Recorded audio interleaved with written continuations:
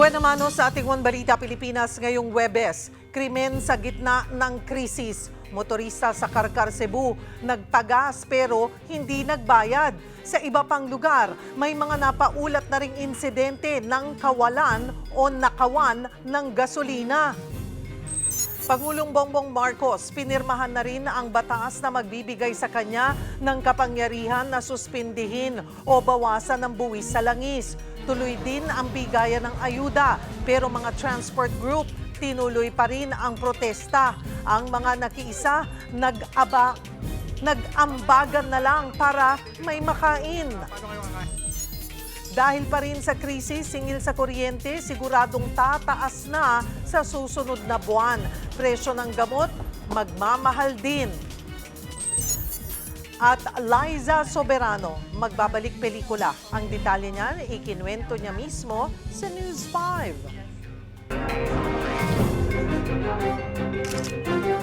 Magandang taghali, Luzon, Visayas at Mindanao. Thank you for joining us. Good afternoon sa mga nanonood sa akin. Died. Ang buting utang, kumikita sa mga utang, walang kita. Dagsana ang mga paluwas sa kanilang mga probinsya. Hola! One Balita, Pilipinas!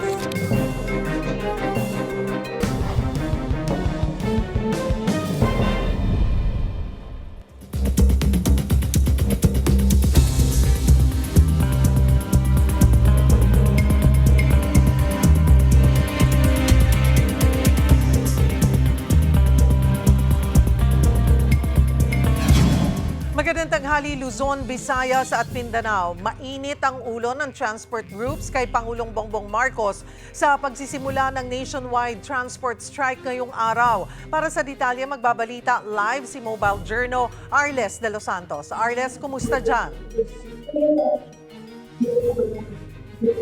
Cheryl, nandito nga tayo ngayon sa Cubao, sa Quezon City, kung saan ito yung sentro ng kilos protesta at ng tigil pasada ng grupong No to Oil Price Coalition, kung saan dito nga ay pinakain nila ang yung bahagi ng bike lane, no? Pinapayagan naman sila magsagawa ng kilos protesta basta hindi makaantala sa daloy ng trapiko dito dahil isa ito sa mga pangunahing kalsada dito sa Quezon City, kung saan nga nagtatagpo rin ang ilang mga sakayan at ang ilang mga computer. Actually, nandito sa taas natin yung LRT2 mismo. No? Ano papakita natin, Cheryl, dito yung kanilang mga placard na kung saan nga dito panawagan nila na ibasura ang oil deregulation law, yung kanilang panawagan din na naalisin na yung excise tax at yung VAT sa langis, at dito din makikita natin sa kabila naman, no, yung kanilang panawagan na welga kami para tanggalin ang VAT at excise tax, gayon din, no, yung sahod itaas, no. At dito, Cheryl, meron silang programa na nagpapatuloy sa ngayon. Pinapaliwanag nila kung ano nga ba yung basehan at dahilan ng kanilang kilos protesta at tigil pasada, dahil syempre, no, kasama sa mga apektado dito yung mga commuter, no. Ipinapaliwanag nila kung paano nga ba yung nagiging epekto ng oil deregulation law sa mga commuter at syempre, no, yung mga petrolyo na ating kinukonsumo sa araw-araw. Cheryl, 3:00 pa lamang ng umaga ay nandito na yung mga kapatid nating tsupera at yung mga civil society organizations, no, na nakikisa nga dito sa kilos protesta at tigil pasada. Pero Cheryl, para mas maintindihan ng ating mga kapatid kung anong araw ba yung kanilang ipinapanawagan, ay meron sila ditong ipinamimigay na flyers, no. Actually, meron dito yung kanilang posisyon, no, kung ano nga ba yung pinagsimulan ng sigalot o hidwaan doon sa Middle East. Pero ang isa sa mga siguro, Cheryl, no, striking dito, kung bakit nga ba sila nagsasagawa, no, ng kilos protesta, kung saan nais silang ipadawa sa publiko na may sama-sama daw na epekto ito sa publiko, kung saan yung mga oil companies nakalagay dito yung kanilang mga kinikita na malayong-malayo raw doon sa kinikita ng mga tsupera na ngayon ay nagpapasana ng mataas na presyo ng mga petrolyo, no? So isa dito, Cheryl, sa mga nakikilos sa protesta at nagtigil pasada yung grupong Piston, no, kung saan ipinapanawagan nga nila yung dahilan kung bakit sila nagwewelga. Sa pagpalo daw ng diesel sa 120 pesos per liters, nasa 3,600 na ang araw-araw na presyo ng gasolina na kinakailangang kitain ng mga tsuper. Kaiba pa yan doon sa boundary na kailangan nilang i-remit sa kanilang mga operator araw-araw. Pero swerte syempre kung meron silang sariling jeep na hindi na nila kailangan mag-boundary at hahatiin na lamang kung magkano yung kanilang ipapagas araw-araw. No? Nandito din yung kanilang posisyon doon nga sa tila inaksyon na at pagkamanhid daw no, ni Pangulong Bongbong Marcos dahil ngayon daw na meron na siyang emergency powers ay hindi naman tila hindi naman alam nito kung paano nga nito patutupad yung emergency powers at kung kailan nga ba talaga sususpendehin no yung excise tax sa langis. So Cheryl, susubukan natin mag-ikot-ikot dito at makapanayam no yung ilan sa mga personalidad. Actually, ngayon kasi Cheryl ay nagla-lunch sila no. So andito si Kamodi. Kamodi, magandang hapon po. Mag-interview po ako for One Balita Pilipinas. Kamodi, nakita namin kanina na nandito po yung iba't ibang mga uri ng mga driver kanina. Dito yung pamalakaya, ipinahayag nila. Nakasama sila sa mga apektado ng oil price hike. Pwede niyo po bang ipaunawa kung ano po yung pinaka-panawagan pa ninyo at gusto ninyong maging aksyon ng pamahalaan? Siyempre yung panawagan natin ay yung kagyat na pagbasura dito sa Oil Deregulation Law at yung pagtanggal dun sa isa-isa at saka sa VAT at yung kagyat na i-rollback sa 55 pesos per liter at siyempre yung pinakaano niyan, yung panawagan natin, yung usapin ng kagyat na ipatupadin, yung nakabubuhay na kita ng ating mga driver at operator at yung dagdag sahod ng ating mga manggagawa na 1,200 pesos. Ito yung isa sa pinaka mayor na na panawagan para paabot sa pamahalaan yung kasalukuyang kalagayan ng hindi lamang ng sektor ng transportasyon kundi ng ating mamamayan. Ang mga mangingisda ay biktima ng patuloy na pagtaas ng presyo ng petrolyo dahil siyempre yung ating mga mangingisda ay hindi makakalaot kung hindi magano din ang krudo. Kaya biktima sila nung pagtaas na kung dati ay nagko-consume lamang sila ng 500 pesos. Ngayon ay halos kalahati na, umaabot na ng 1,000. Nadubli na. Nadubli na yung kailangan nila para makapagpalaot. Ganun din, yung ating mismong mga magsasaka ay biktima ng pagtaas ng presyo ng petrolyo dahil yung paggamit ng irrigation, yung paggamit ng ng lupa, yung parang traktor o mga ay nangangailangan din ng krudo. Kaya hindi lamang ang sektor ng transportasyon yung dumadaing dito sa nagaganap na tuloy-tuloy na pagtaas ng presyo. Kamodi, ilan po yung mga strike centers na meron tayo ngayon at hanggang anong oras po magpapatuloy ang inyong mga programa? Sa ngayon ay bati sa datos ay nasa 81 81 na mass up area sa buong bansa.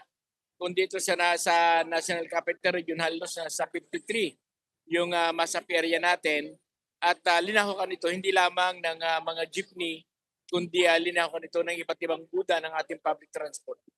Bukas po, day 2 ng inyong kilos protesta at tigil pasada, ano pong aasahan? Tuloy-tuloy pa rin yung ating pagkilos. Sa umaga ay mayroon pa rin mga masa perya at sa ganap na alas 11 ng tanghali ay magkikita-kita lahat sa Welcome Rotunda at mga 1 o 1:30 tayo ay magmamarcha patungo sa Mindiola.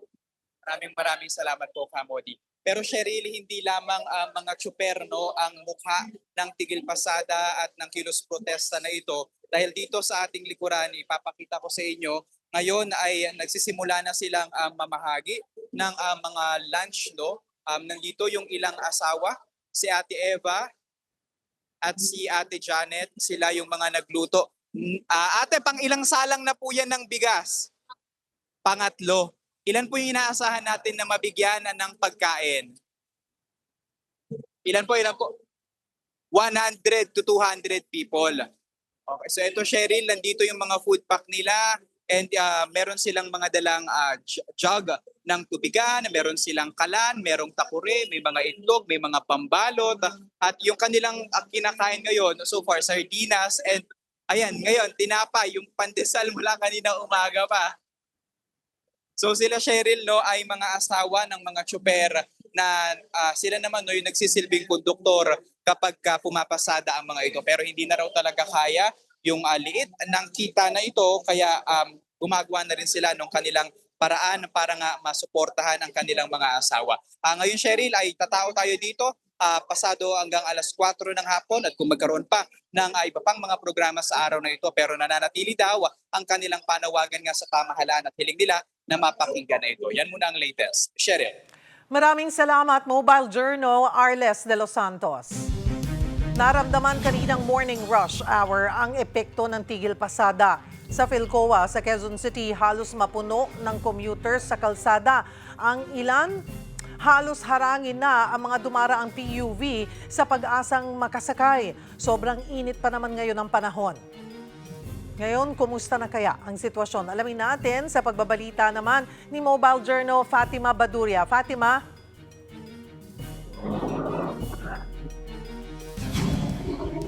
Cheryl, nandito ako ngayon sa sakayan sa Philcoa, sa Commonwealth Avenue at dito dumadaan yung mga papuntang Cubao, PITX o kaya yung mga pamaynila no, papuntang Quiapo. At kung makikita nyo, pakita ko ang sitwasyon dito, no? Ayan, kung makikita nyo, meron mga pasaherong dito nagsisintay at meron namang mga bus at jeep no, na dumadaan. Yun nga lang, medyo nahihirapan sila o medyo natatagalan silang makasakay dahil nag-aantay pa sila ng ruta kung saan nila kailangang dumaan. No? At kahit nga kanina medyo mainit ay nakatayo yung ilang pasahero dito para mapabilis na rin yung kanilang pagsakay, Cheryl. At bukod sa drivers, no, apektado din daw yung mga barkers sa krisis ngayon. Meron nga tayong kanina, pakinggan natin yan. Dati umaabot na 100, 200, ngayon, mataas na Swerte na makasandaan Wala pa may sandaan? Wala pa. Kanina nga rin, Cheryl, meron pa tayong mga nakitang motorcycle taxi naman na dito na rin tumatambay kaysa naman na mag-ikot-ikot pa sila ay mas tipid daw sa gas. At dito na sila mag-aantay ng kanilang booking. Kanina may nakausap din tayo. Ito, pakinggan natin. Dati kumikita ng 1,000, 1,500. Ngayon hindi mo nakikitain yun. Ngayon pa, maano na 700, gano'n, 700. Para ka na lang minimum. Kaya parang naisip ko, bumalik na lang ako sa trabaho na dati kong trabaho Kanina, Cheryl, may nagprotesta rin dito, no, mga miyembro ng transport group na Manibela. Kanina yang umaga no, dito sa Philcoa at nag-ambagan na nga lang sila yung mga miyembro para makapag-almusal at tanghalian na rin. Sa ngayon, Cheryl, no, kung makikita nyo dito sa tabi po, no, sa Commonwealth Avenue, ay tuloy-tuloy naman yung daloy ng trapiko. At sa likod ko nga, meron ding mga kawani ng LTO dahil sila yung nangangasiwa ng libreng sakay. No? Meron silang pinapadalang dito. At ang priority daw nila ay kung saan yung mga pasahero na marami o kung saan sila papunta, kung sila yung pinaprioritize para sa pagkakay na sila makakasakay at libre daw yung Cheryl. Maraming salamat, ang Mobile Journal, Fatima Baduria. Samantala, delivery riders naman ang binibigyan ngayon ng ayuda ng DSWD. Sa Quezon City, higit 30,000 delivery riders ang nakalista para sa 5,000 pisong cash assistance. Para sa update, magbabalita si Mobile Journal, Francis Rivera. Francis. Yes, Cheryl, mainit ang panahon ngayon pero tinitiis ito ng ating mga kapatid na delivery rider makakuha lamang ng ayuda galing sa DSWD dito sa Quezon City. So ikot ko kayo dito, Cheryl, yung sitwasyon dito ay tuloy-tuloy pa rin yung pagdating ng mga kapatid nating delivery rider na kukuha ng ayuda. At dito sa bandang kanan ko ay dito yung mga center kung saan sila kukuha ng verification. At ito rin yung booth ng LTFRB para doon naman, kung makapansin niyo, Cheryl, itong mga to wala to sa list, sa master list ng binibigay na ayuda. At dito naman yung mga transport company na namamahala dito sa ating mga kapatid na delivery rider, ano? At kita nyo ang dami ring mahaba rin yung pila, no? Lalong-lalo na to sa isang company dito kung saan niya lahat halos ito wala raw sa list, no? Sir, kayo ba? Nasa list ba kayo? Laser Oo, bakit daw? Hindi ko nga alam sir Pero na may lumabas na link dun sa alala mo, nag-fill up ako doon ng basics pero wala pa rin sa listahan. Paano yan? 5,000. So wala mo ng 5,000 ngayon. Kaya naglalapot eh. No. Ayan. Salamat po. Ayan, isa yan sa mga nakapila rito, no? At ito paikot to at ito marami pang mga nakapila dito. To si Tay. Yes, Tay. Kayo, Tay. Wala rin kayo sa listahan. Wala sa listahan eh. Bakit po? Hindi ko alam, nawawala kami. Oh. Ay, lahat yan, hindi mo nasa listahan. Ilan taon na kayo, Tay? 64. Rider po. Oo. Hindi lang yun. Sakyan, The- 4-wheel. 4 wheels. So, Galing na kami na yung mga, galing na kami. Lalamove hub sa ano eh. Ano? Hindi kami pinansin eh. Oh, tapos. Pumunta rin kami ng ano, kung saan kami tinuturo. Ngayon, media sila ng ano eh. sige, Tay. Alright. Oo.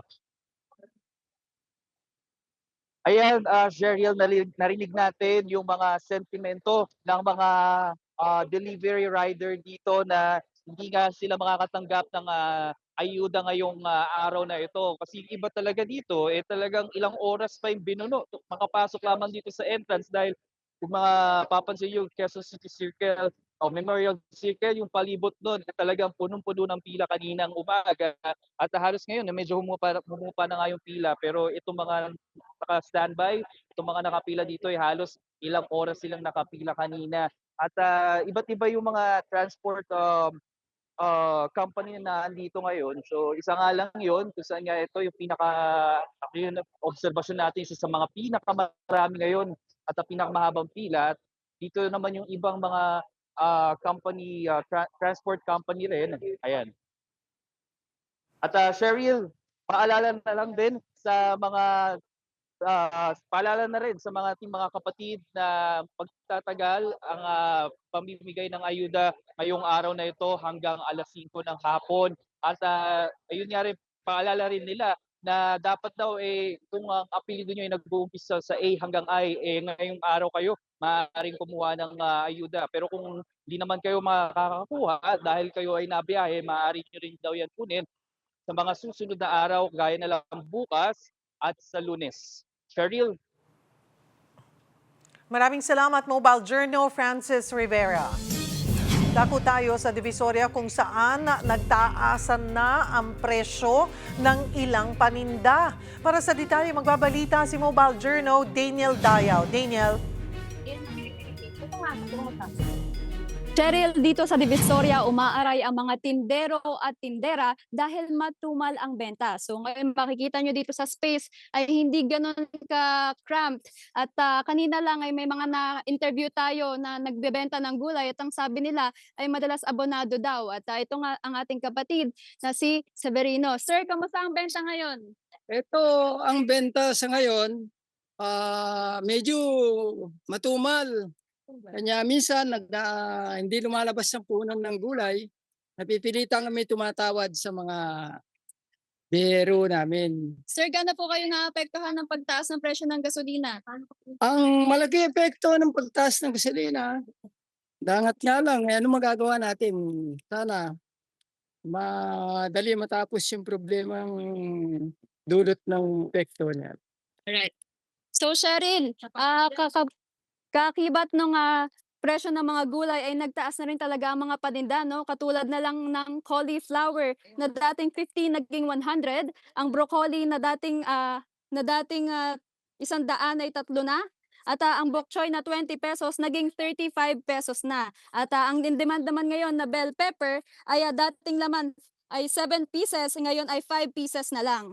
At pumunta naman tayo sa anuhan ng mga prutas. Ayan, makikita natin na may maraming mga taong pumupunta dito, pero hindi naman bumibili. At tumitingin-tingin lang sila. So pupunta tayo sa tindahan ng mga prutas. Ayan.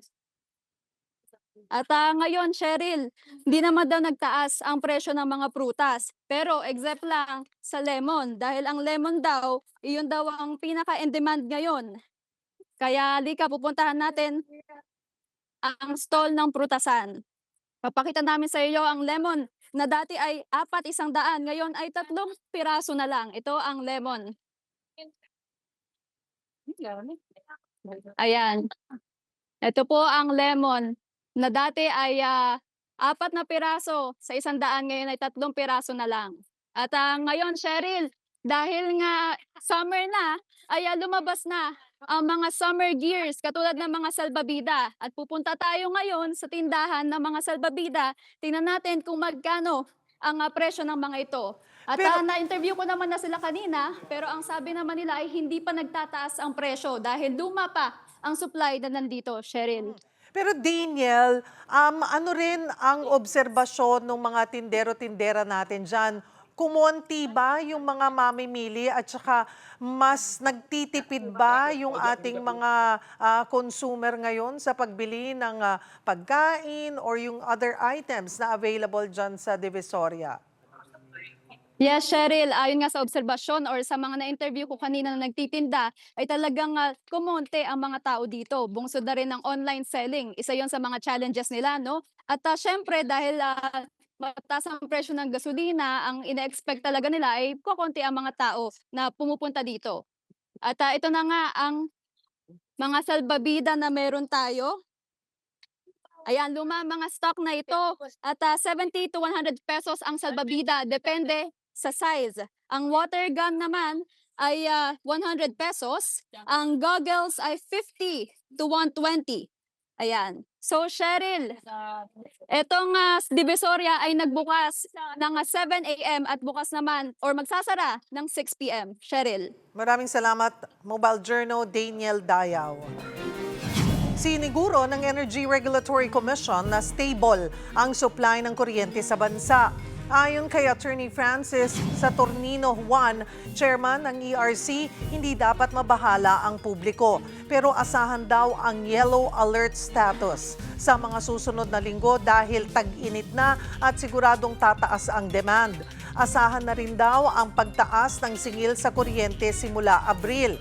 Hindi man daw kasi direktang apektado ng pagtaas ng produktong petrolyo ang kuryente, tiyak naman daw na tataas ang transportation cost sa coal na pangunahing kailangan sa energy production. Kaugnay niyan, sinuspindi ng Energy Regulatory Commission o ERC ang operasyon ng Wholesale Electricity Spot Market o WESM sa buong bansa simula ngayong Huwebes, March 26. Ipinatupad ito kasunod ng pagdedeklara ng State of National Energy Emergency at rekomendasyon ng Department of Energy. Layunin nitong tugunan ang panganib sa energy supply at pabago-bagong presyo ng kuryente dulot ng tensyon sa Middle East. Sa ilalim nito, magpapatupad ang ERC ng Modified Administered Pricing na target ma-finalize pagsapit ng April 1.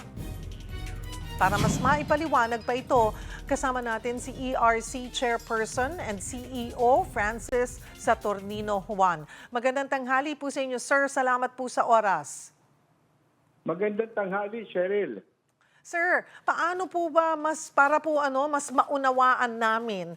Ano ba itong WESM at paano po makakatulong itong suspensyon nito para mapigilan yung biglaang pagtaas ng singil sa kuryente at masigurong sapat ang supply?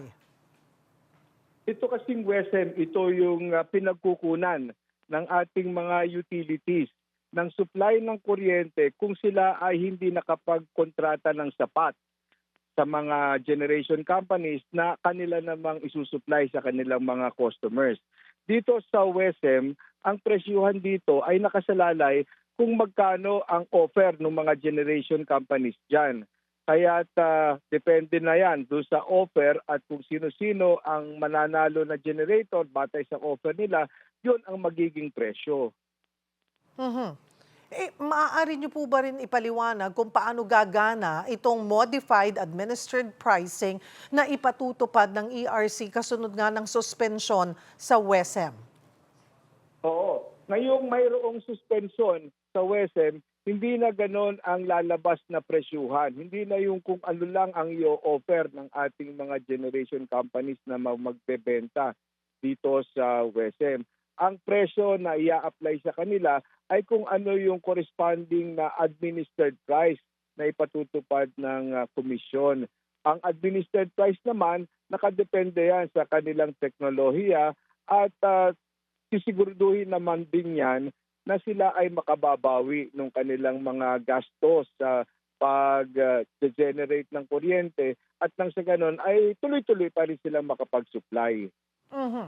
Pero nandoon ba yung posibilidad or panganib na baka tanggihan o pwede bang tanggihan ng isang generation company na masyado hong mababa yung sinasabi niyong presyo, hindi na lang kami magsusupply? Posible ba yun, sir? Merong posibilidad yan, pero yun nga ang ginagawa natin. Kaya tayo ay magkakaroon din ng konsultasyon dito sa modified na administered price para talagang matiyak natin na kung ano man yung itatakda ng komisyon ay patas. Hindi lamang para lang protektahan yung ating consumer, bagkus ay para rin siguruhin na may recovery ang ating mga generation companies dahil gusto nga natin na tuloy-tuloy silang makapag-supply. Ano po ang magiging epekto nito sa atin, sa mga consumer? Agad po ba nating mararamdaman yung benepisyo sa electric bill? Pagdating sa singil sa kuryente, kasi kung hahayaan lang natin yung normal na operasyon ng WESM, kahit paalam naman natin na abnormal ang kondisyon, ay hindi natin matiyak kung ano ang magiging pagsipa niyan doon sa ating presyo ng kuryente. Ngayong ipatutupad natin yung administered pricing, at least meron tayong handle kung ano yung mga magiging presyo na yan, bagamat maaari pa rin na magkaroon ng pagtaas, ay makatitiyak tayo na itong pagtaas na ito ay reasonable at patay doon sa gastusin ng mga planta na mag-generate ng kuryente niyan. Pero yung modified administered pricing na target ay mafa-finalize pa pagsapit po ng April 1. Kung mangyayari na po ito, so may makikita tayong or i-report po ba natin yan sa taong bayan na kahit tumaas yung presyo, but because of this new scheme, ganito yung na-control or hindi itinaas na halaga na sa presyuhan ng kuryente? Para mas ma-appreciate ng marami? No, sir? Oo. Magagamit pa din yung ating itatakdang modified administered prices kasi yung ating supply month, nagsisimula yan karaniwan sa March 26 or sa ika-26 ng buwan at nagtatapos ito sa ika-25 ng susunod na buwan. At yung presyo ay kakailanganin kapag kakukumpute na ng ating market operator kung ano yung dapat na bayarin para sa mga generators na nagsipagbenta during that month. At para sa supply, starting ngayong March 26, kung ano man yung ating maitatakdang modified administered prices, yun na ang gagamitin. Dahil nga sinuspindi na natin ang WESM. Gaano po katagal inaasahang mananatili ang suspension ng WESM? Ano yung mga kondisyon bago ito ibalik, sir? Tayo'y makikipag-ugnayan sa Department of Energy dahil sila naman ang nagrekomenda. Sila yung nakakikita kung ano yung aktual na kondisyon pagdating sa supply at doon sa maaaring pagsipa ng mga presyo. So patuloy tayo makikipag-ugnayan sa Department of Energy at kung kailangan ng i-lift yung suspension dahil ang gusto naman talaga natin ay makabalik na talaga the earliest possible doon sa normal na pagpapatakbo or operasyon ng WESM, yun ay gagawin natin. Pero ano rin ho ang reaction ng generation companies dito po sa naging desisyon ng pag-suspend muna ng WESM? Of course, welcome naman nila yung pagkakaroon ng konsultasyon dun sa magiging modification sa administered price. May nakapanayam din tayo kanina ng mga generation companies, yung asosasyon nila. Siyempre, marami silang mga tanong tungkol doon sa system operation guidelines o yung kung paano naman i-dispatch ang mga planta. Kasi kaakibat din nitong suspension ng WESM ay yung pagkakaroon natin ng kakaibang rules kung paano madedetermina kung sino-sino ang mga plantang dapat uunahin. Dahil ang layunin naman ng pagpapatupad natin ng suspension ay magkaroon ng maayos na resource allocation nang sa ganon ay masiguro natin ang pananatili ng supply ng kuryente. Ano pa pong ibang hakbang ang pinag-aaralan ng ERC para maiwasan yung tinatawag na double whammy ng sabay na taas presyo ng langis at kuryente? Sa ngayon, yung gusto natin ay mamitigate kung mayroon mga malaking pagtataas sa singil sa kuryente sa kada distribution utilities ay kung may iwasan ito sa pamamagitan ng pagdidirekta sa kanila ng staggering ng implementasyon ng kung ano mga pagtataas ng singil. So magpapalabas ang komisyon ng advisory na nagre-require sa ating mga distribution utilities na bago pa man sila magpadala ng kanilang mga monthly bills ay isulat muna nila or i-file muna nila sa ERC yung basihan ng kanilang kalkulasyon kung ang kanilang magiging susunod na singil ay malaking pagtaas. Siguro po, mensahe rin sa taong bayan. Sa ngayong mga panahon na maraming mga agam-agam, magtipid lang tayo. Yun ang pinakamagagawa natin at umasa tayo na matatapos na kaagad ang kaguluhan at magbalik na sa normal ang sitwasyon. Maraming salamat po sa inyong oras, ERC Chairperson and CEO Francis Saturnino Juan.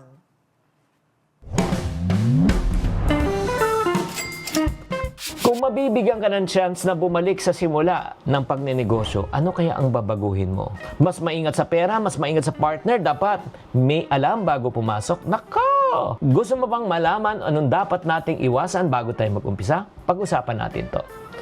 Hi there, this is Shinkitan, your pambansang wealth coach. Kung ikaw ay nagsisimula pa ng negosyo, kailangan tapusin mo tong report na ito. Alam mo, hindi lang natin makukuha to sa excitement Alam mo, ang problema, mas marami pang negosyo ang nalulugi kaysa kumikita dahil sa mga maling akala. So ano yung dapat nating iwasan? Una, yung paghalo ng pera sa personal at negosyo. Ito siguro ang isa pinakapangkaraniwan na pagkakamali po. Naghahalo kaya pa kapag may benta, gastos agad. Kapag may kita, withdraw agad. Pero ang problema, paano na yung negosyo? Paano na yung cost of goods? Paano na yung empleyado? Paano yung pagbayad ng kuryente sa upa? Diba? So, napaka-importante na dapat hiwalay. Everybody say hiwalay. Hiwalay po dapat ang perang personal at pera sa negosyo. Pangalawang pagkakamali, yung tinatawag na walang emergency fund. Anong ibig sabihin po niyan? Pag kumikita, dapat nagtatabi ka rin ng pera just in case na magkaroon ng emergency. Or let's say, naalala nyo pa nung panahon ng COVID. Di ba? Meron tayong perang dudukutin. Di ba? Ganun yan Ang negosyo kasi minsan malakas, minsan mahina. Pero pag malakas, dapat nag-iipon po tayo para pag panahon ng mahina, meron din tayong dudukutin.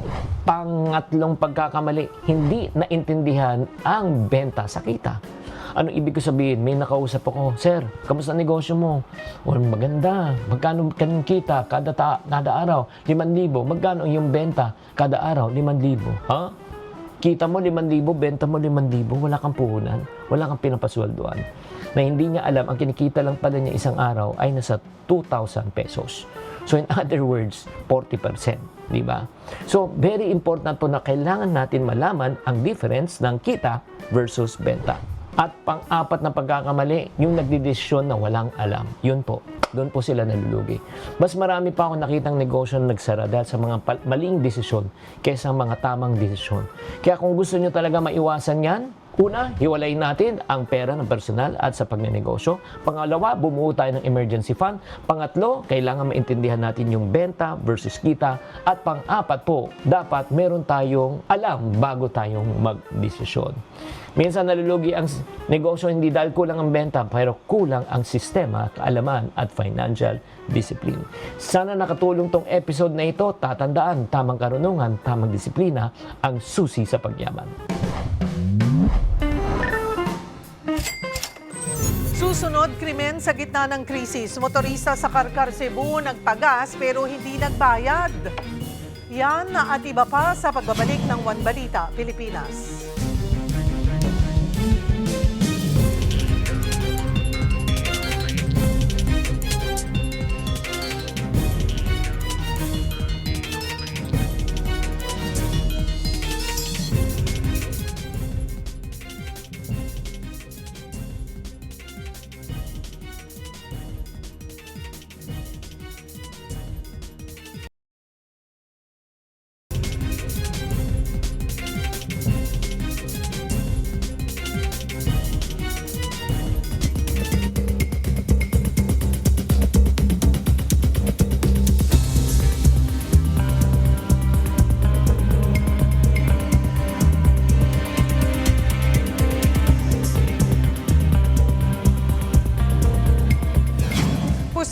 masuspindi o ma-revoke ang lisensya ng viral driver sa Carcar City, Cebu na nagpagasolina pero hindi nagbayad. Sa viral post, nagpakarga ng gasolina na halagang 500 pesos ang driver ng pulang sasakyan.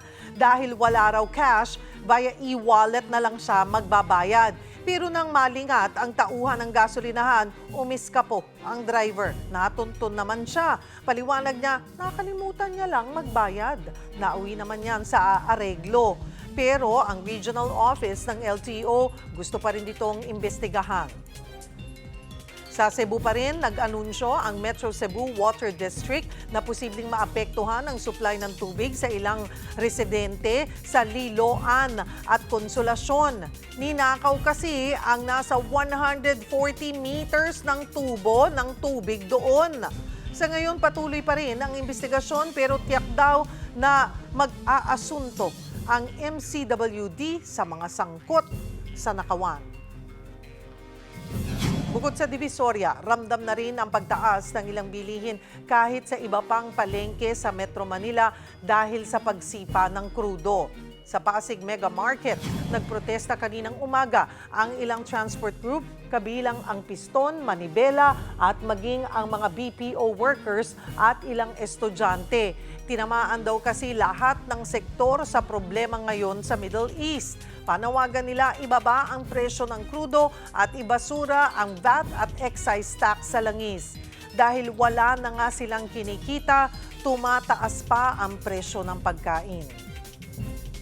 Para sa detalye, live na magbabalita si Mobile Journal Jazz Paredes. Jazz? Cheryl, nandito ako ngayon sa fish section sa palengke dito sa Pasig. At kung mapapansin nyo sa aking likuran, ay wala gaanong tao. Pero hindi naman natin inaalis yung posibilidad na dahil nga tanghalian na hindi oras ng pamimili. Pero ayon sa mga nakausap natin ng mga tindero kanina, ay lubha nga raw nabawasan yung kanilang mga mamimili. Simula kaninang madaling araw, nakita na nila na konti lamang yung namimili. Dahil nga daw, ang tinitignan nilang dahilan ay yung pagsipa ng presyo rin ng bilihin dito sa palengke. At ngayon nga, Cheryl, tanungin natin yung ilan sa mga tindera dito kung ano nga ba yung epekto sa kanila nung pagtaas ng presyo ng gasolina. At dito sa fish section, sabi natin ito si Ma'am. Ma'am, hello po. Magandang tangpo yung mga presyo natin ng isdang. Siguro dahil sa tumaas, alin po yung mga tumaas natin ng mga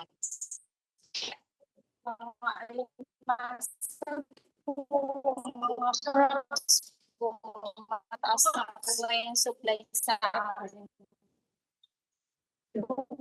Nasa konti na lang po ang supply ngayon ng mga crops, mga isda. kasi po yung ngayon na nagmamahal yung gasolina, ma'am. So, bukod sa konti lang po supply ng mga isda, sobrang taas din po ng supply sa amin ng mga paninda ngayon. Napapansin din po ba natin yung pagtumal ng mga mamimili ngayon, ma'am? Katulad ngayon, mga mamimili. Siguro mas nagtitipid sila ngayon kasi ang taas ng bilihin. Ayan, Cheryl, no?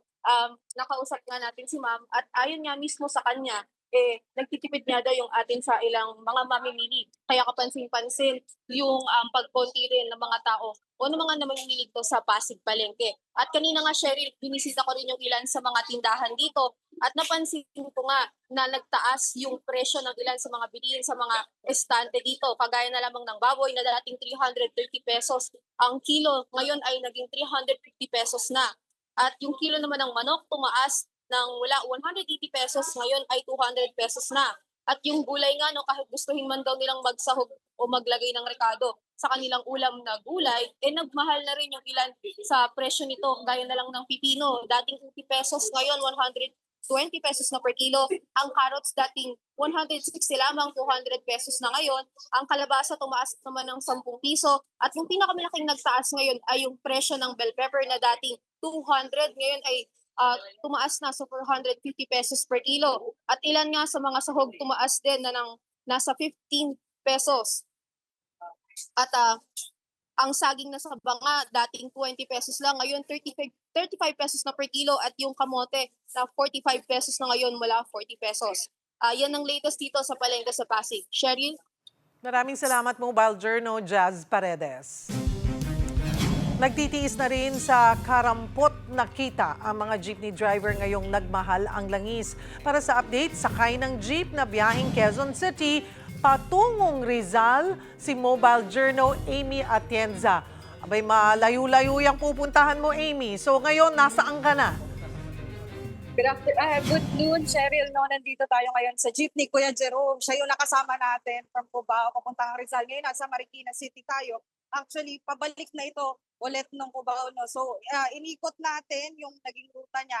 At yun, habang umiikot nga kami dito at pumunta kami sa San Mateo Rizal, tinanong ko na rin si Kuya Jerome kung kamusta na nga ba yung naging kitaan niya, lalo na dahil tumaas talaga yung presyo ng produktong petrolyo. At nasabi niya na nung noon, nasa around 300 lang yung kinakailangan no, na para kargado itong jeepney niya. Ngayon nasa parang 750 to 800 pesos na yung kinakailangan para nga sa isang full tank ng jeep. No, so tanong naman natin si Kuya Jerome ngayon kung kamusta naman yung pang-araw-araw niyang pamumuhay, lalo na dahil nga limitado na rin yung nagiging kita niya. Kuya, kamusta naman po ngayon na medyo kulang nga po yung kinikita natin sa pang-araw? Sa ngayon talaga, kulang na kulang. At puro sa diesel lang napupunta. Minsan, nag-uwi lang kami ng 300, 200. May maano lang sa pamilya. Sa pangkain niyo, Kuya, kumusta naman siya? Anong naging change? Kaya naging pagbabago dahil nga konti na lang yung pinipilihan natin. Ako, pag nasa terminal namin, kumakain lang ako order ako ng isang order na ulam. Nahati ko lang yung para may pangulam pa ako sa tanghali. Pag minsan, saging ang ulam ko. Pag wala talagang kita.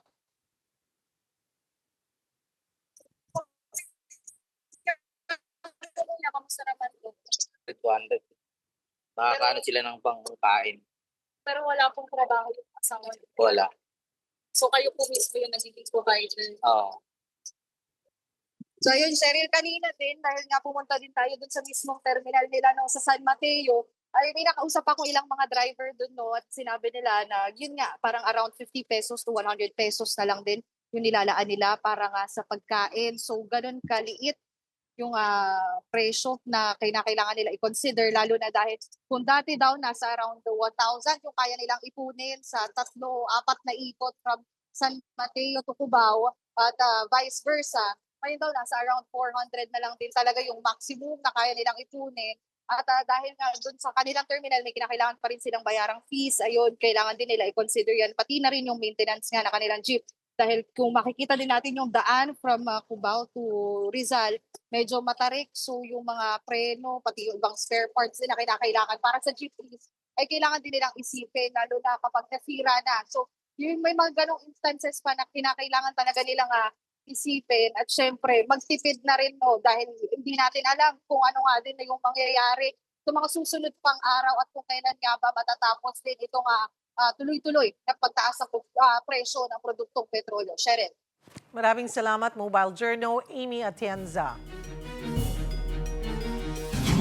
Susunod, Liza Soberano magbabalik pelikula. Yan at iba pa sa pagbabalik ng One Balita, Pilipinas.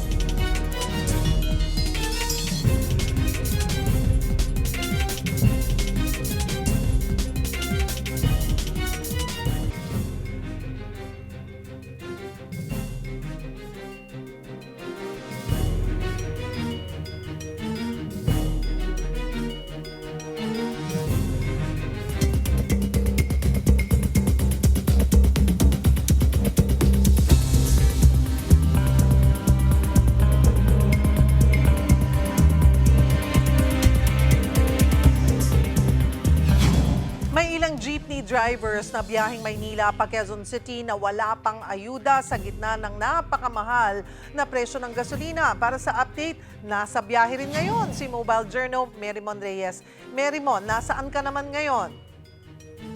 Cheryl, mula sa pinagsisimula ng ruta ng jeepney na ito, nila Tatay Rogelio at ng kanyang misis si Ate Maria Pe. Nandito tayo ngayon sa West Avenue papuntang SM North EDSA. At so far, ang pinakanaibahagi sa atin nila Tatay Rogelio, kung dati kaya daw nila nasa 1,000 may tatabi nila para sa pamilya, malaking porsyento na nito o halos buong 1,000 na to mapupunta lang daw sa pagkakarga nila ng diesel o kaya naman ng crudo. Isa pa sa kinoconsider talaga nila pagdating dito yung pagbabudget nila para sa boundary at yung iba pang mga gastusin. Kaya minsan nauuwi na lang nila 200, 300.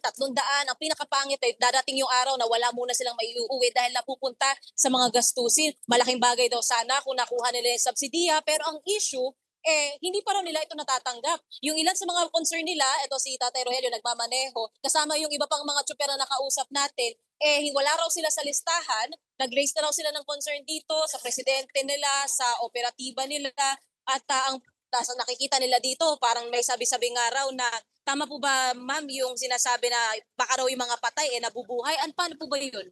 Yung sinasabi sa nakapila doon, tinatawag mga patay na daw yung iba. Wala naman sa listahan yun. Silang nasa listahan, hindi pala sila doon. Pagka ganun po ba, sir, tingin nyo gaano kalaking tulong po ba pag nakuha nyo yung subsidiya? Paano makakabili ng bigas na rin? Mabayad na rin sa lupa, hindi. So yun nga, Shelly, even yung mga ibang tsuper, ang gawa nila ngayon, mag-aabang sila, magbabaka sakali sila, pupunta sila sa Commonwealth para matignan kung nandun ba yung pangalan nila. Yung isa pa sa nakausap natin ang sinasabi, tinitignan daw kasi sa listahan, yung lisensya kung saan naka-address to. So yung isa, nakausap natin, naka-address naman daw sa Novaliches, so sakop daw yun ng Quezon City. Pero nung pumila na sila, natatanggapin na rin sa nila yung subsidiya, wala raw ang pangalan nila doon. Kaya marami-rami silang mga katanungan, pero bukod doon sa mga katanungan na yun, na-concern din nila yung mga kumakalam nilang tiyan. Nakasama ko sila kanina 9 a.m., sila tatay, sila nanay, ang pinakakain pa lang nila, brunch. Dito mismo, ito yung isang hinihintuan nila. At, teka lang, bababa tayo saglit. At dito, yung pila rin ng mga jeep. So ang huling kain pa lang nila ay brunch, pansit at saka kanin. So dito may mga nakapila pa na mga jeep. Mangungumusta lang din tayo saglit. Kuya, sorry, mangungumusta lang po ako. Kumusta po ang pasada natin? Pangit. Pangit. May natanggap niyo na po ba yung ayuda? Oo naman. Natanggap na. Saan niyo, sir, gagastusin? Sa crudo lang naman yun, pang crudo para makabiyahe. Pang crudo. Sorry po, mabilis lang po. Ma'am, magkano po ang matitipid niyo po sa pamasahe ngayon? Pakahirap, parang 2 piso. Pero mag-jeep na lang po muna kayo. Mas kumusta po? Nararamdaman niyo po ba yung epekto ng problema natin ngayon sa ekonomiya? Talagang mahirap. Hirap. Magkano na lang po ang budget niyo ngayon? Wala na halos. Wala na po halos. Okay po. Ingat po. Sir, ingat. Thank you. So yun, Cheryl, halos lahat ng mga nakakausap natin, pasahero man, driver man, even yung mga barker mismo, pare-parehong problemado. At ang pinakasinasabi nila, may magagawa naman daw ang gobyerno dito, pero hinihintay nila kailan daw nila mararamdaman yung magiging magandang epekto o yung mga benepisyong nararapat daw na nasa kanila. At yun muna ang latest mula dito. Balik sa'yo, Cheryl. Salamat, Mobile Journal, Marymon Reyes. Hola mga kapatid, bibida sina Liza Soberano at international artist at Grammy Award winner na si Her sa animated film na Forgotten Island. Talagang full force Filipino cast ang mga magiging tampok sa pelikula na ito. Kasama na rin syempre si Lea Salonga at nakausap nga natin ang ilan sa kanila. Narito po ang report. Jeepney, sari manok, manananggal, at higit pa riyan, mga Pilipino talaga ang bida sa upcoming animation film na Forgotten Island. Ito ang kauna-unahang Filipino folklore-inspired movie backed by Hollywood giants DreamWorks at Universal Pictures na nasa likod din ng hits kagaya ng Shrek at How to Train Your Dragon. Oh man. Nakatsikahan natin ang mga bida. Our very own Liza Soberano as Raisa at ang Grammy Award Filipino winner Her as Joe. Kwento ito ng hindi matitibag na samahan ng dalawang magkaibigang high school graduates na haharap sa magkahiwalay na landas sa buhay. Bigla silang mapapadpad sa mythical island ng Nakali, isang mundo na puno ng mythical Filipino creatures. Si Lea Salonga ang buboses sa karakter ng manananggal. Takak talaga! Yeah, that was pretty insane. I mean, we had separate first sessions with Joel and Januel, which was pretty amazing and so much fun. And I feel like at that time, I was so excited about the world, but I didn't fully know what I was getting into. And I think that was so exciting. But obviously, like, knowing how much passion and love was going into this project, and, you know, Joel and Januel having this connection to Filipino culture and being so adamant about telling it accurately and incorporating all these things that we grew up on, like, that was so exciting for me. And then when we finally got to record together, it just made it even more fun and playful, and we got to discover the characters in a new way. And yeah, I love working with Les. It was so special, and we were speaking a little Tagalog, and I was just so focused on having fun, being in the moment, and just performing the best that I could. This project has been sitting with them for quite a while.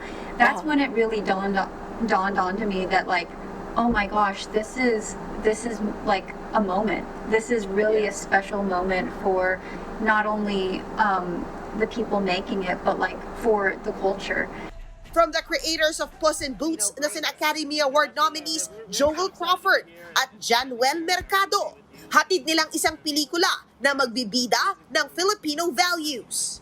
It's not only a movie that, like we say, celebrates Filipino culture, celebrates meaningful people in our lives, but it's a movie that is being about friendship and connection. And the world the way it is today, with technology, people are more disconnected than ever, and there's a loneliness. And being able to take a story that goes, this is about stopping to be in the moment, to acknowledge who is with you and the impact they have on you. Sinama rin sa cast sina Dolly De Leon, Manny Jacinto, Jokoy, Dave Franco, Jenny Slate at marami pang iba. Mapapanood ito sa mga sinihan sa buong mundo sa Setyembre. September 23 naman, ito ipapalabas sa Pilipinas. Nakakatuwa. Yan ang latest sa showbiz. Balik sa'yo, Cheryl. Thank you, MJ. At yan po ang mga bumabanderang balita at public service sa inyong tunay na kasalo sa tanghali. Hanggang bukas, dito sa Balita magpapabusog sa inyong kaalaman. Ako po si Cheryl Cosit. Kami ang inyong kapatid sa public service. 1PH, teleserbisyo para sa Pilipino.